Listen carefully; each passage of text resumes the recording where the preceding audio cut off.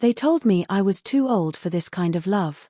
Too wise, too settled, too finished. But when he slipped into my life and into my silence, I didn't move away. I moved over. Some houses are too loud. Mine had grown too quiet. 51 years of living had taught me how to fill that silence with books, with coffee rituals, with the sound of the porch wind instead of people. I told myself it was enough. But there were nights, long nights, when I lay awake, staring at the ceiling, wondering when I had stopped being touched. Not just physically, but emotionally, spiritually, seen. So when I posted that ad for a tenant, I swore it was just practical. Extra rent. Nothing more. I wasn't looking for company. I wasn't looking for anything. But then, one Saturday morning, he arrived. His name was Liam. 24. Photography grad student. He stood at my door with a duffel bag and a quiet smile, and for the first time in years, I felt a flutter I didn't recognize. I showed him around the kitchen, the living room, the spare bathroom. He nodded, polite, soft-spoken, carrying himself with a gentleness I hadn't seen in a long time. When he finally placed his bag down in the guest room, something shifted. The house felt different. Not louder. Not chaotic. Just warmer. Like a window I didn't know was sealed had been cracked open. And for reasons I couldn't explain, I was suddenly aware of my own breathing. It was little things at first. The way he brewed tea every night, jasmine, mint, and without realizing it, I started brewing tea too. The way we'd bump into each other in the kitchen, laugh softly at nothing, then retreat back into silence, strangers sharing air. But it was his eyes I noticed most. Not the wide, restless gaze of youth. No. His eyes were deliberate. Curious. As though he was studying me. Framing me. And I couldn't remember the last time someone had looked at me that way. One night, after a long bath, I walked into the kitchen in my robe, hair damp, skin still warm. He was at the counter editing photos. I half joked, "Sorry you have to see me like this." He looked up. And didn't laugh. Didn't comment. He just looked. Not with lust. Not with boldness. But presence.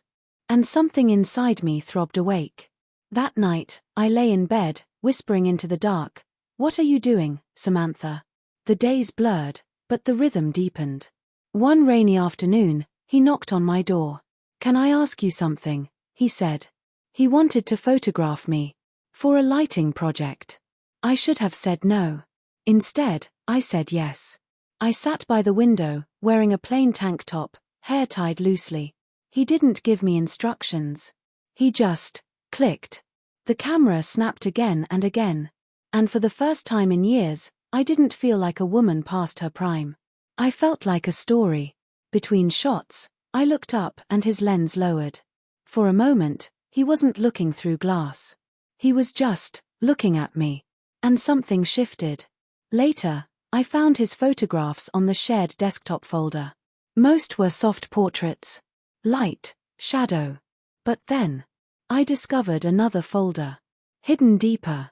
Inside were images of me I hadn't known he'd taken, my hands brushing against my robe, the back of my neck as I poured tea, the way I leaned against the porch railing at sunset. They weren't inappropriate. But they were intimate. Too intimate. I stared at them for hours, heart pounding. Was he studying me? Or was he falling for me? Tension hung between us like a storm cloud. One morning in the kitchen, he reached past me for a mug. His hand brushed mine. Barely a touch, but it burned. We froze. Inches apart. His eyes searching mine, almost vulnerable. And then, I pulled away. Muttered something about laundry. Fled.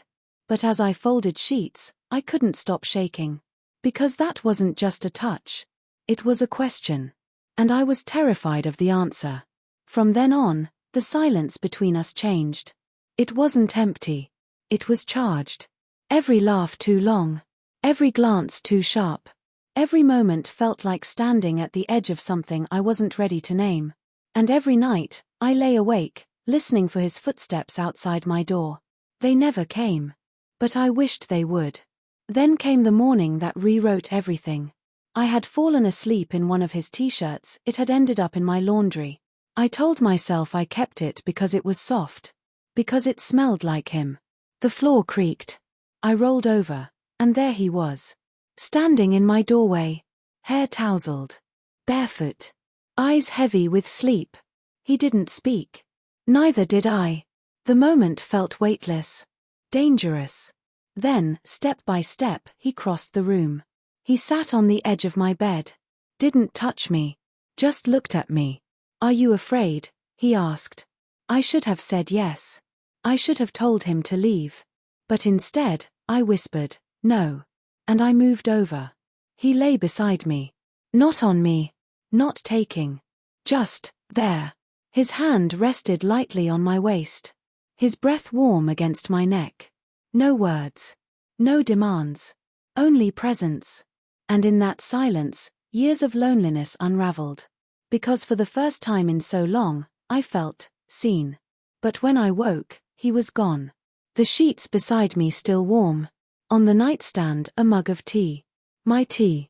No note. No words. Just silence. And that silence was louder than any declaration. Because everything had changed. I found him later in the yard, camera in hand. He looked up, smiled gently, and said hey as though nothing had happened. But everything had. And we both knew it. That night, I couldn't write. Couldn't think. Couldn't breathe without replaying the way his fingers had fit between mine. And for the first time, I asked myself, was this love, or was I losing control? 3 days of silence passed. He stayed out late. Came home quiet. I avoided his door. But the house was cold again. Not gentle cold. But sharp. Splintering. I missed his laughter. His footsteps. Even the half-rinsed mug on the sink. Then, on a stormy night, I sat by the window, rain hammering glass. The front door creaked. Footsteps. His footsteps. He paused behind me. "I didn't mean to hurt you," he whispered. I turned. His eyes were heavy, searching. "I don't know what to do with this," I admitted. "You don't have to know," he said softly. "You just have to want it." I was trembling. Afraid of judgment. Afraid of the world. Afraid of myself. But then he knelt in front of me, deliberate, gentle. "Then let me carry the fear with you," he said. "Not for you. With you." I didn't kiss him. Instead, I pressed his hand to my chest, letting him feel how fast my heart was racing. And for the first time in years, I wasn't carrying my loneliness alone. Weeks passed. Soft mornings on the porch, drinking tea. Quiet nights where our bodies found each other not with fire, but with peace. We didn't define it. Didn't label it. We just lived it. And yet, beneath the quiet, there was always that shadow. What happens when the world finds out? What happens when love comes too late, too unexpected, too forbidden? But every time he looked at me, I heard the same silent truth in my heart. Thank you. Not for saving me, but for reminding me that it is never too late to be seen. So I'll ask you this. If love came to you not with fireworks, not with promises, but with silence, with patience, with presence, would you let it in? Because sometimes, the love that finds you late is the only love that feels like home. If this story left a mark on your heart, let it live on. Tap the like button.